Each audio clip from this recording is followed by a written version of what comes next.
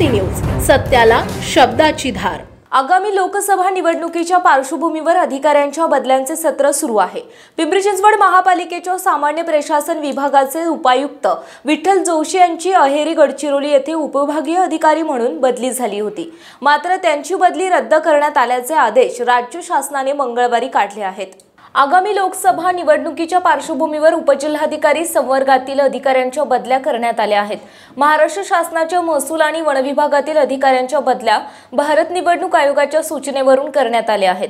एका जिल्ह्यात सलग 3 वर्ष काम केल्यानंतर या जिल्ह्यातील दुसरीकडे बदली केली जाते। अधिकारी त्या जिल्ह्यातील असतील, दुसऱ्या जिल्ह्यात बदली केली जाते। मात्र जोशी यांचा कार्यकालही संपला नव्हता आणि तसेच त्यांचा पुणे जिल्हा नव्हता, त्यामुळे त्यांची बदली रद्द करण्यात आली आहे। उपजिल्हाधिकारी असलेले विठ्ठल जोशी यांची 4 एप्रिल 2022 मध्ये प्रतिनियुक्तीने महापालिकेत उपायुक्तपदी नियुक्ती केली होती। क्रीडा दक्षता आणि नियंत्रण सामान्य प्रशासन विभागात चांगले काम केले। 2 वर्षांनंतर त्यांची अहेरी गडचिरोली येथे उपविभागीय अधिकारी म्हणून बदली झाली।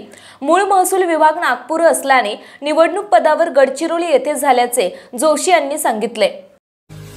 पुणे तसेच पिंपरी चिंचवड परिसरातील महत्त्वाच्या बातम्या पाहण्यासाठी आजच आमच्या डिजिटल PCMC न्यूज चॅनलला सबस्क्राइब करा आणि बेल आयकॉन प्रेस करा।